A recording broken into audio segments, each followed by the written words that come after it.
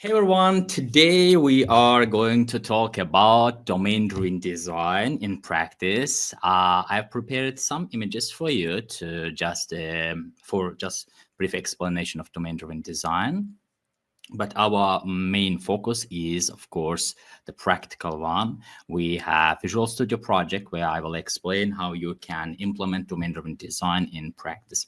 So first of all, before switching to our practice, let's try to understand what is domain-driven design. Domain-driven design is a software development approach. It is a software development methodology. Domain-driven design brings with it strategical and tactical patterns that you can use in your daily life when you apply domain-driven design. Of course, most of these patterns are not invented by domain-driven design guys, but they are collected together to make domain-driven design real.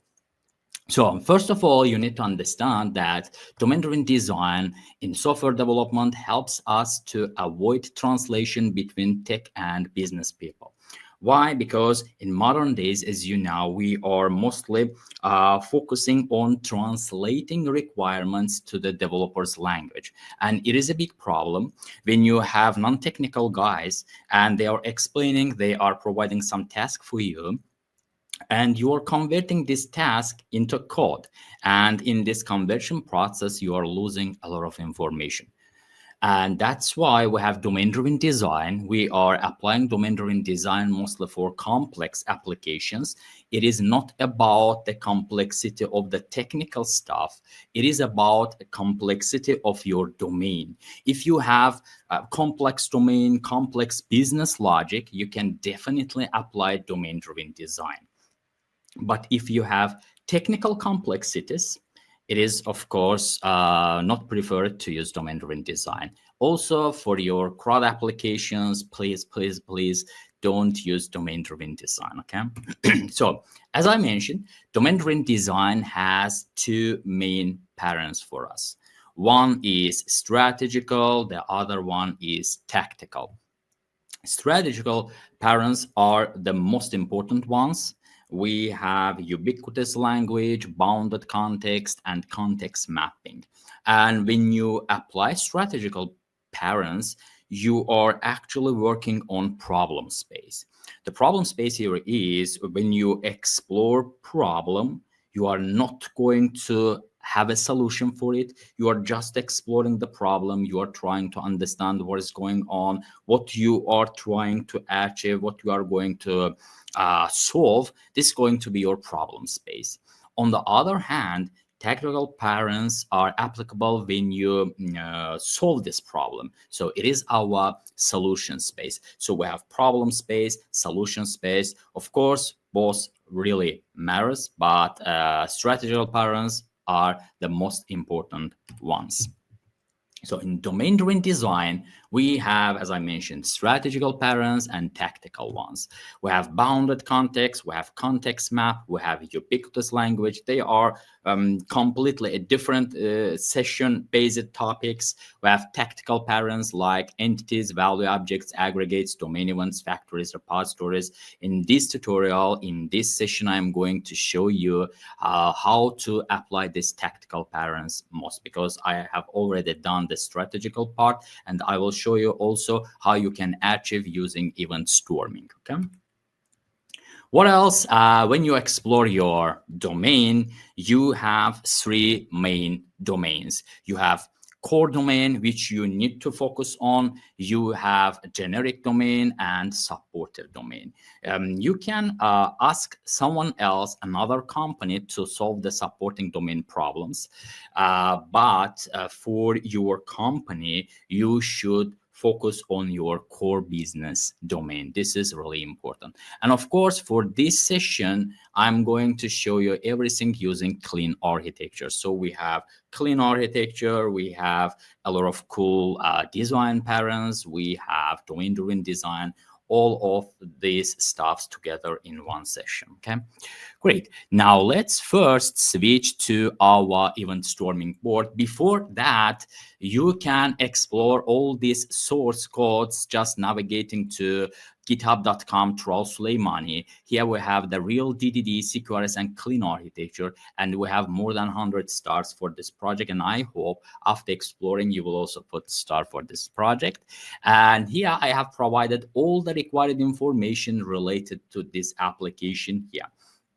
You can find all these, the basket app Miro link. You can find all these source codes. And plus, if you have least knowledge or if you are completely new in domain-driven design, below I have provided some tutorials. They are mine, and you can explore more about domain-driven design using these tutorials. And after that, you can switch to the source code to learn what's going on here. Okay, so great. Now let's switch to our Visual Studio. In our Visual Studio, after downloading, you will have this application structure.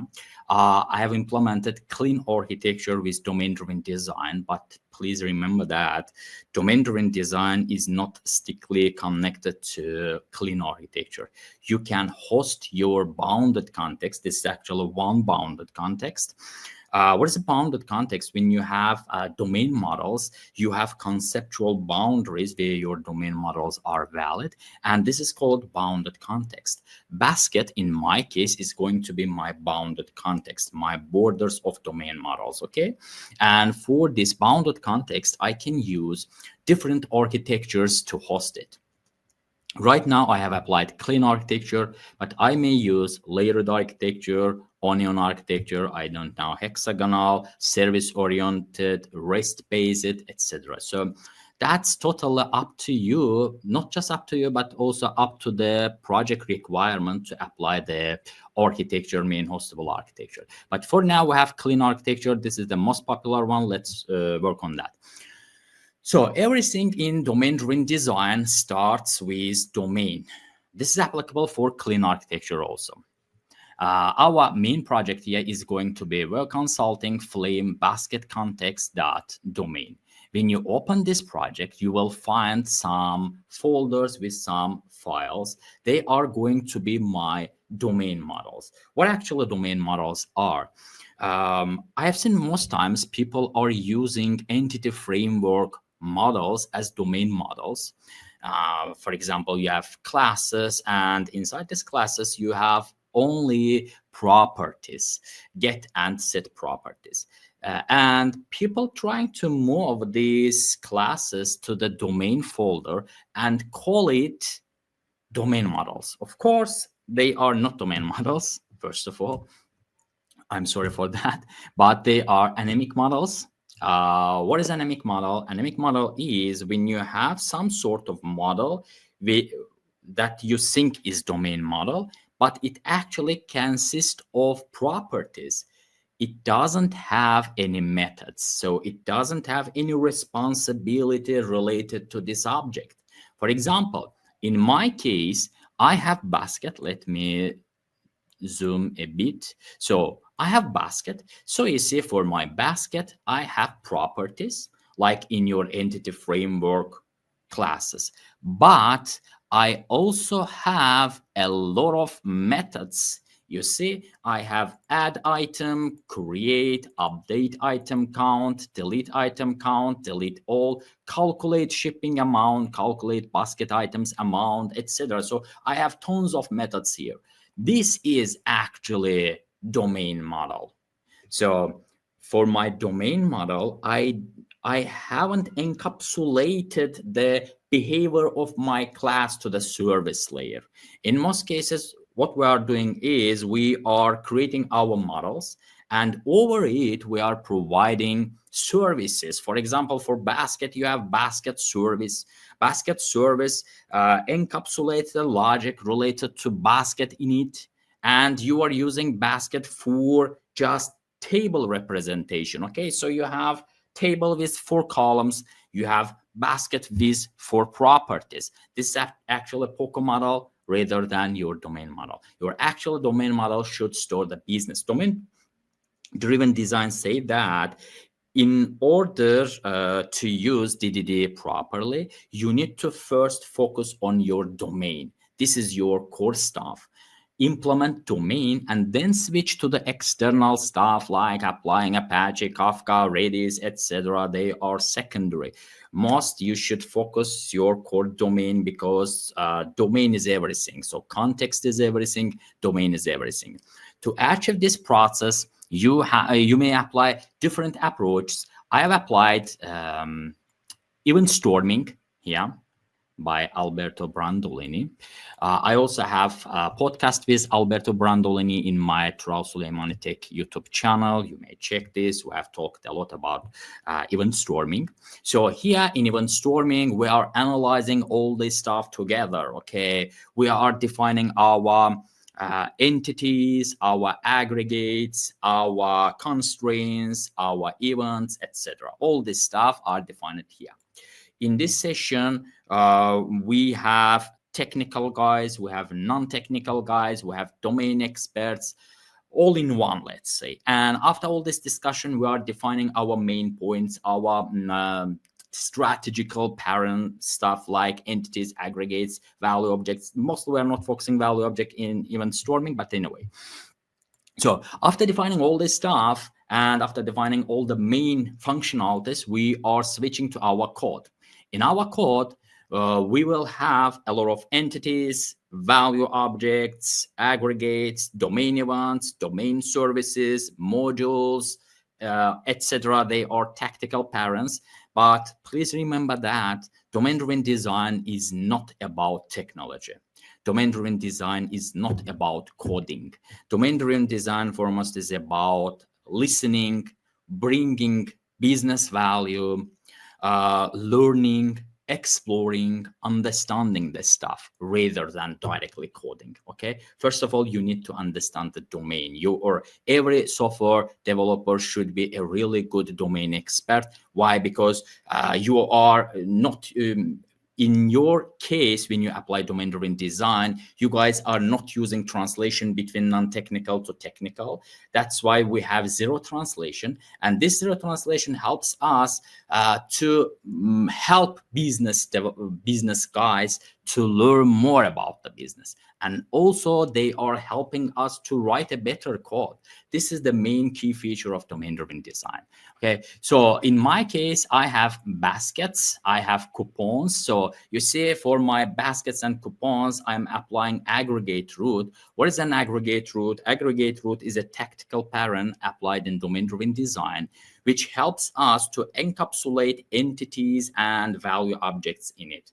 Your one aggregate root, one aggregate can consist of one entity or multiple entities, one entity with multiple value objects, multiple entities with multiple value objects. So it is up to you, it is up to the requirement to end up with the design.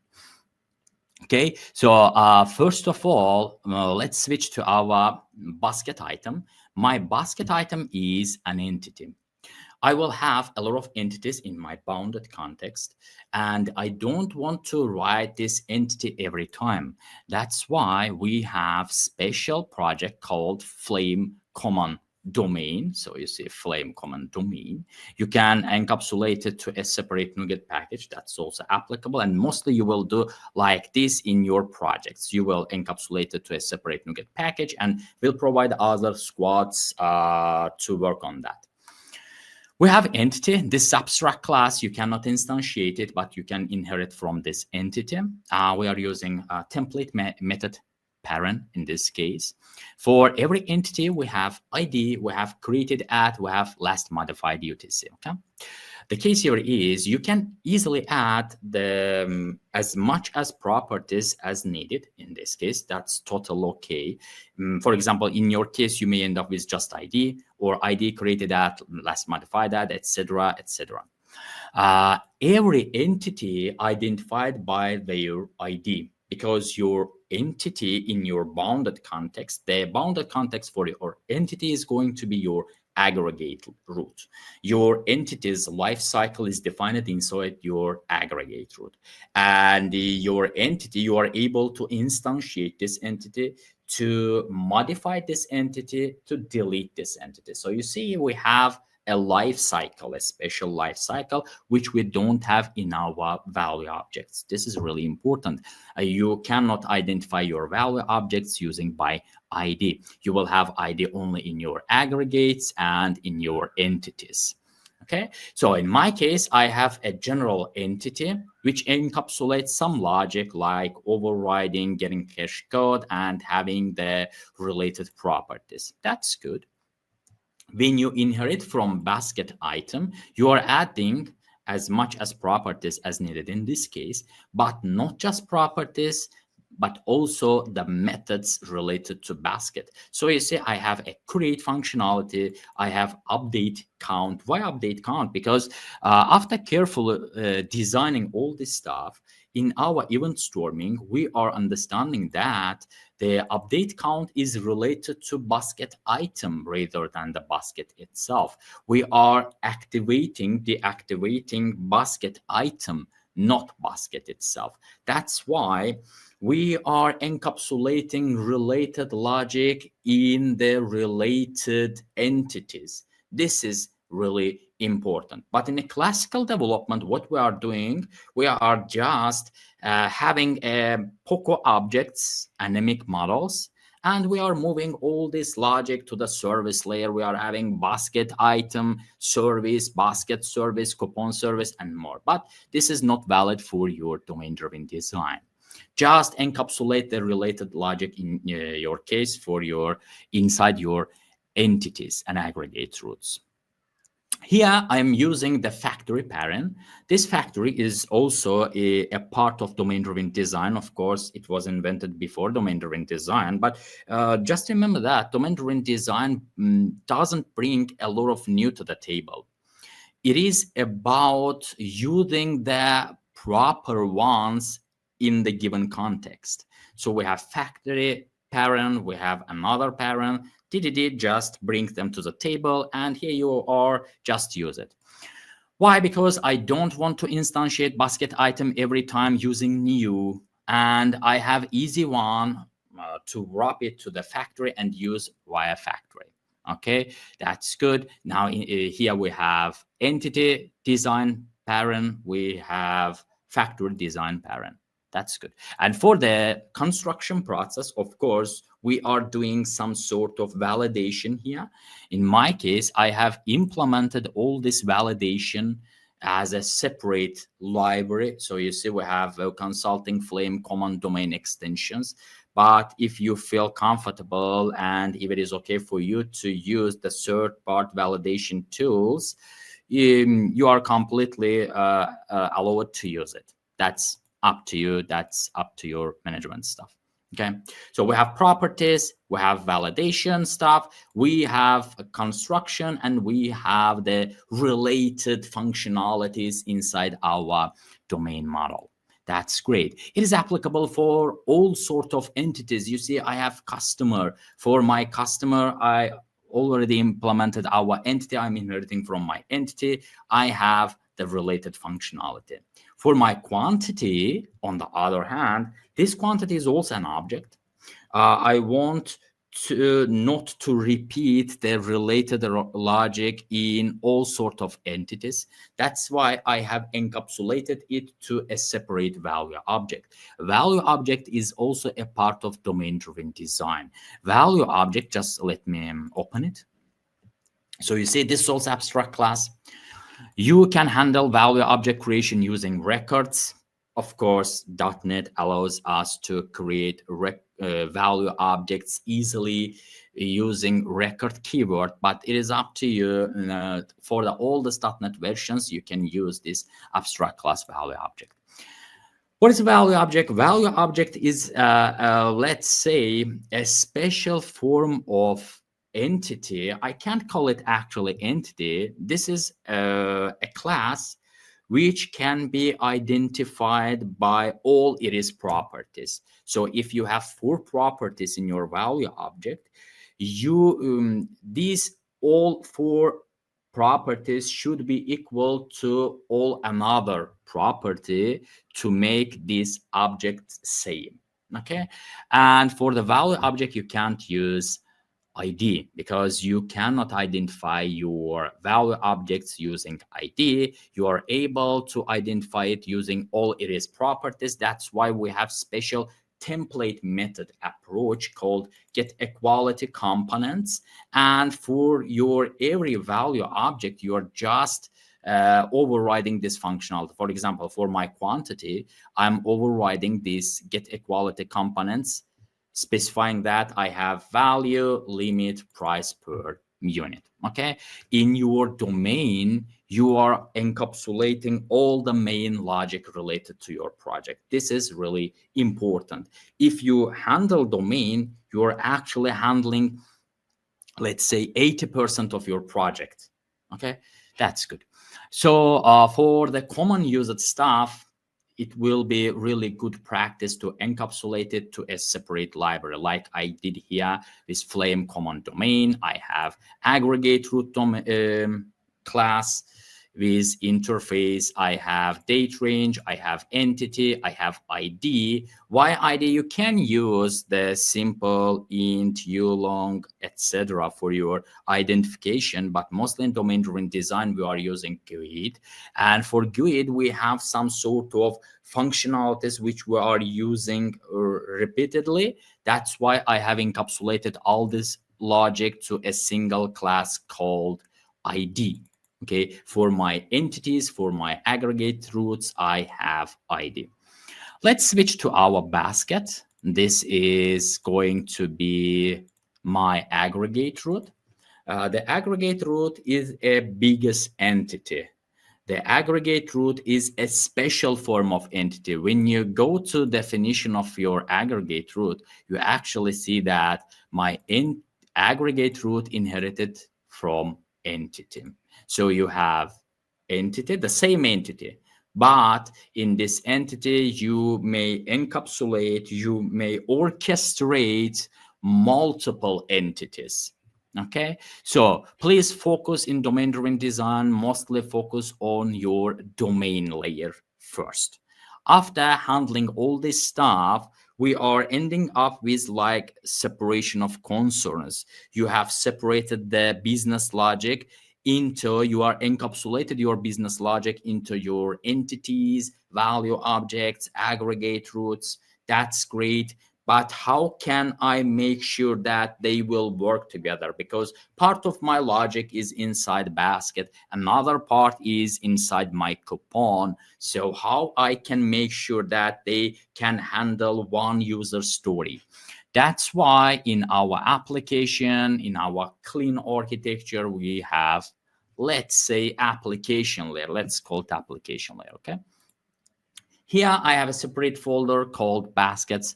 I have used CQRS, but it is not a case here. Domain-driven design doesn't depend from the architecture, doesn't depend on architecture, doesn't depend on CQRS, doesn't depend on the modern technologies that you use nowadays. It is a separate concept, okay? It is a software development approach. It is a methodology.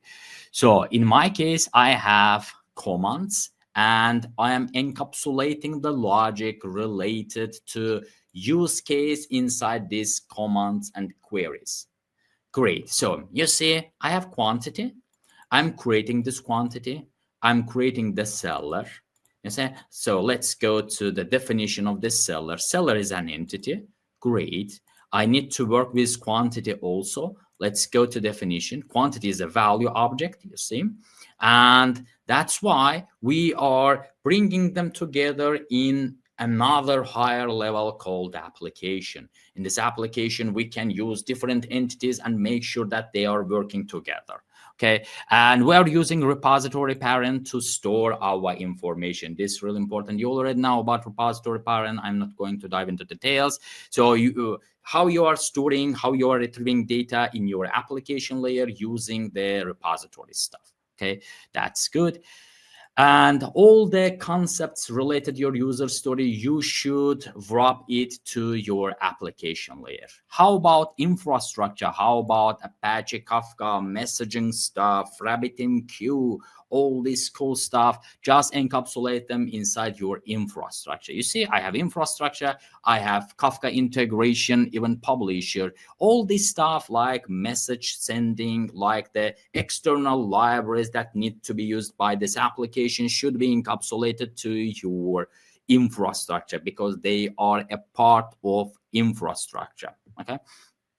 Persistence, let's say we have repositories, basket repository implementation should be inside your infrastructure, but the contract, let's go to our contract, go to definition. So you see the contract is inside application. Okay, the contract here, but the implementation is a bit above in your infrastructure layer. That's the easiest one, I guess. And of course, how you are retrieving the data, of course, using the controller stuff. That's up to you. That's why we encapsulated all this stuff in a separate library, because you can use it for your WPF application, ASP.NET Core, MVC, Web API, I don't know, for your, let's say, mobile-based applications, in all sorts of applications, okay? For my API, I have simple controller. So you see, I have base controller. Why I have base controller? Because I'm encapsulating all this logic to a result-based parent. So I have the easy factories to interact with the responses like 404, 400, 401, and etc. But this logic completely is not related to domain-driven design. It is about the exact technology. And my basket controller, I'm designing it like I'm just using with Web API. So I have sender, using the mediator here, the sender, we are sending the query. We are encapsulating all this logic into either query or to command, okay? And that's how we are interacting with our lower layer. So we have API sends request to the application. In your application, you have query handlers, you have command handlers, and these command handlers actually calls the domain layer elements like your entities, value objects, aggregates, etc. Great. In our case, you see, we are just separate the exact logic, because when you work with lower layer, your higher layer should not know information about your lower layer. That's why if you need to interact with exact status codes, don't move this logic to your application layer, or don't move the application layer logic to your controller. They should be completely separated. That's why we are using commands and queries. And this stuff like separating to command queries helps us to easily extend our application. For example, we are actively using domain-driven design for ERP-based for the applications which have a lot of business logic. And in this case, if you are adding the business elements fast, the CQRS will help you to handle it, because you are not going to every time modify the service layer, every time change something, and it will definitely affect your application performance plus your unit tests, etc. And of course, we have unit tests here. I have tried to do my best when I implemented this project, and I hope after exploring all this stuff, you will learn more about unit testing, because I have implemented, let's say, the best version of writing unit tests for domain-driven design application. It includes a lot of cool parents, and you can read more about it, about the technologies, about the design parents. So you see, we have applied CQRS, result parent, decorator, mediator parent, publisher, subscriber, strategy, template, factory, chain of responsibility, unit of work, and more and more. Here we have approximately 15, 16 design parents and the best practices related to domain-driven design, of course. So that's simply it. That's simply how you can apply domain-driven design in practice.